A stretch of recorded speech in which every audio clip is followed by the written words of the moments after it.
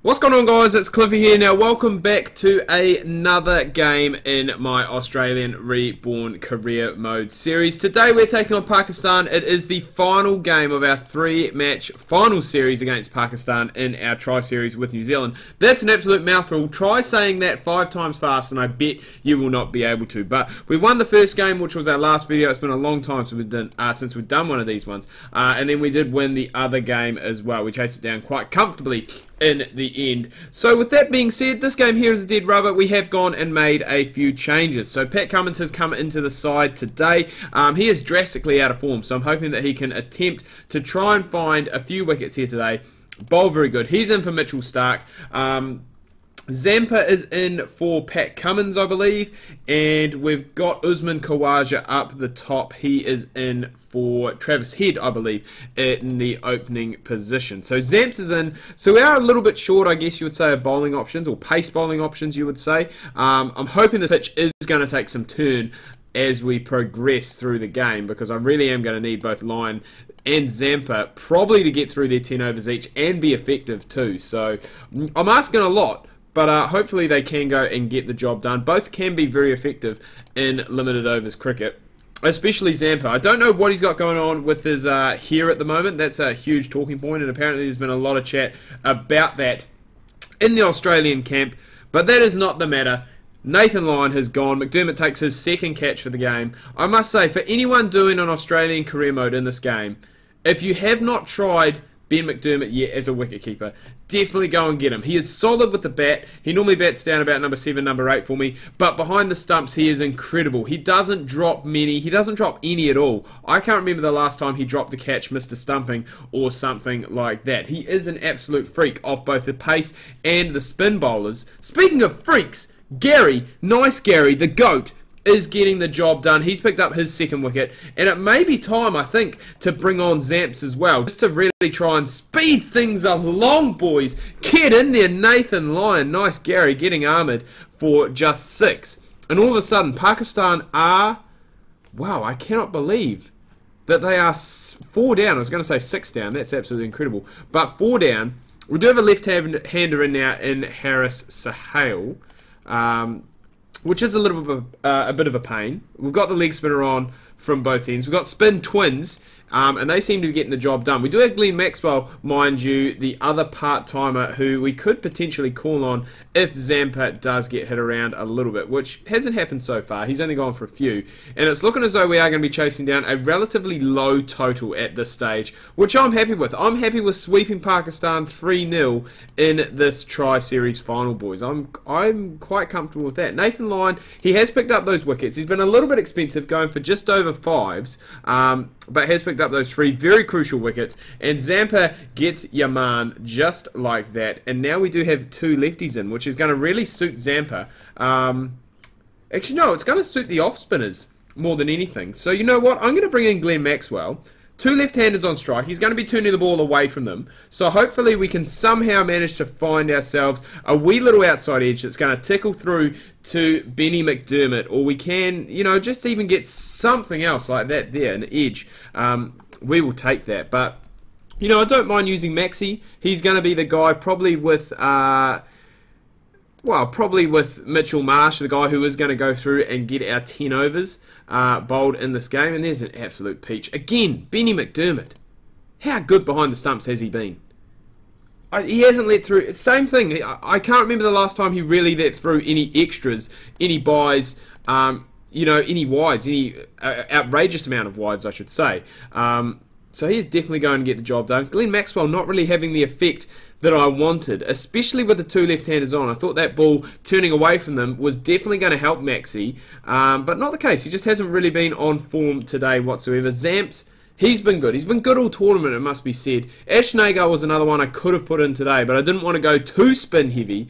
And there's one of the lefties gone. Zampa gets his second, and that is going to round off his... It's going to round off his game quite nicely, actually, with the couple of wickets in his last spell. And I was going to say possibly a run-out opportunity, but I think a 50 for one of the Pakistan... Yeah, 50 for Harris Sahale, so he's been good. Maxi's been expensive, and we actually only need to get another 1 over out of Mitchell Marsh, so that worked quite well. If he does pick up a wicket here, though, it is going to prove difficult. You know, do I continue to persist with him, or do I go with the likes of Cummins and Hazelwood, which it's looking like it is, because yeah, Mitchy Marsh, you were taken to that over, let's be fair. And Pakistan have actually recovered quite nicely here, it must be said. They're heading along at a fairly decent pace.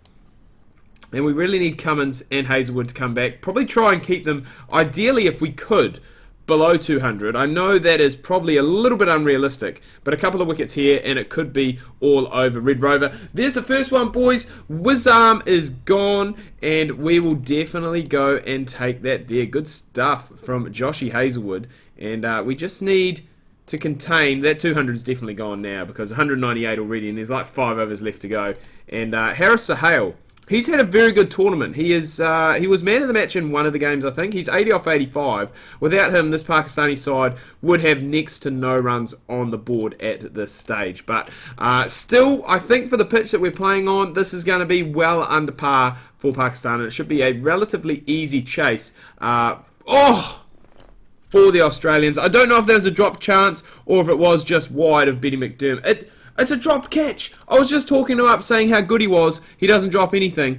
And he's pulled it off with an absolute screamer there to get Sahale. He's gone for 90. And as I said, the real backbone of this Pakistani side here today. Without him, it would have been a completely different story. Paddy Cummins finishes with another one, so he gets 4 for on his... No, sorry, 3 for. I thought he took 4. But gets 3 for on his return. Nathan Lyon as well. He was very good at the start of the innings. He really just kept things ticking along quite nicely. And it'll be interesting to see what does happen here with Uzi Khawaja, because he's kind of... Well, I would say he's essentially playing for his place in this limited overs setup. I mean, Travis Head's been very good for me in this tournament. He's scored a lot of runs. We've got Finchy to come back into the side, obviously. And then Chris Lynn as well. Chris Lynn's a guy who could open for us too. So this is a huge test for Khawaja. And really, as I said, it is a chance for him to really establish a spot in that top order, because he has been low down the pecking order in the selection debate to date so far. So a good knock here from him could really go and help his confidence and help him secure that place in that Australian top order. I think we've got a test series against India coming up. So possibly he will be on the plane to that Indian test series. And that's not what we want to see. Warner, that's not what we want to see, mate. That's not what we want to see from the vice-captain. 23 off 37 for him. But in comes the man, the myth, the legend, Stevie Smith, the Australian captain. And hopefully he can go and get the job done. Khawaja going for 29. Is that going to be enough to save his international career? It's a hard one. It's a tough one. It could... I mean, Khawaja does have talent. He is getting on. I would prefer to go with someone like Travis Head or Chris Lynn in the middle order. Just, you know, being a bit younger. Mitchell Marsh in there as well. He's potentially a guy who could come and bat up at 4 or 5 for me in the future if his batting does progress. We do know he has been dropped from the... he's been dropped from the test side in Australia, obviously due to his lack of form. But in this game, he's doing a fairly decent job for me. So I'm going to put the aggression up just because I don't want that run rate to get up too far. I always have a fear of the run rate getting too high up and just making it difficult later on in the innings. Because for some reason or another, my players just don't seem to rotate the strike as well as the opposition's. You know, really good at hitting boundaries, but hitting those 1s, 2s, even 3s doesn't happen probably often enough. And there is Chris Lynn going for 1. So another start for him, 29 off 35, and then he perishes. So we now are into the hitters.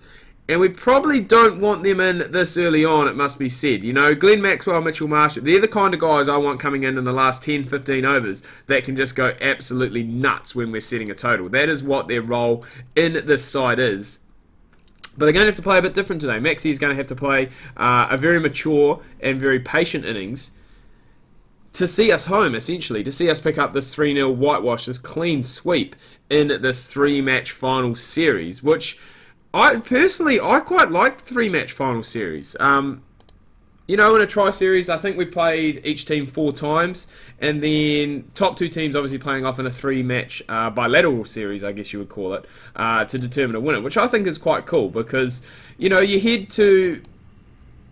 I guess it's the same in any sport. Like, on the day, almost anyone can beat anyone. I mean, there are exceptions, but on the day, with sport being the way it is, anyone can knock over anyone. you know, in cricket and football and rugby. So I think to have a 3-match series to determine the winner, you know, of a tournament isn't a terrible idea, because, you know, a team could get unlucky one day, they could do this, do that. I mean, looking back, I know this is going to sound a bit biased, being a Kiwi myself, but looking back at the 2015 Cricket World Cup, where Australia played New Zealand were the form team throughout that whole tournament. They played the tournament absolutely outstandingly, and then they came to the final, and the occasion was just too big, and they lost to Australia, who probably, you know, Australia did deserve to win it in that final. They outplayed the Black Caps, but, you know, New Zealand beat them in the group stage.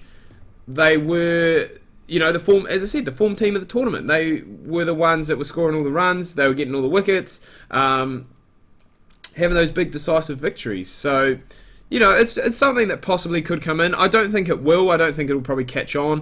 But, you know, it is a good idea. It's a decent idea to have that in the side. We've got 10 overs left to go and still need 49 runs, which is a little bit of a concern. You know, it's only a couple of boundaries. Well, it's only a boundary, I guess you would say, an over. But I don't want to really be taking this down to the last over. This is a total that we really should be chasing down. You know, 230, with the batting lineup we do have, we should be chasing this down, I would say, with about 5 overs left to go. That's probably not going to be the case here today. But, you know, in future, with this batting lineup we do have, it is very, very good. As I said, it wasn't ideal today that we did lose those early wickets. And the hitters, the likes of Marsh and Maxwell, did have to come in earlier on in the piece. But Mitchell Marsh played a great innings here. He's 40 off 47. And I was going to say, just as I say that, I've gone and put the bloody mockers on him, because he's edged one, which has gone for 4. He's followed it up with 2, and then has been bowled. So he's gone for 46 off 50 runs. And we do now only require just 11 to come. And how nice would it be, Benny McDermott, in his first international series, to pick himself up, hit the winning runs, I guess you would say.